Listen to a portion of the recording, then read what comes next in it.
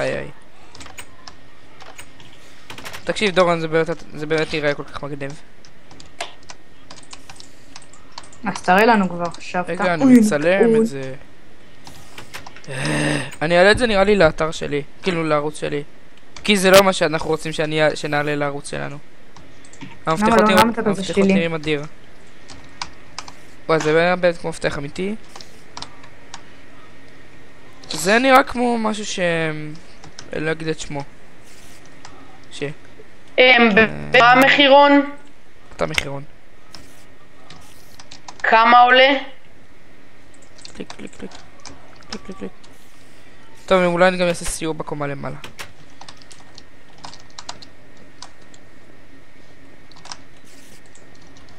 טוב, תקשיבו רגע, כמה... דאם.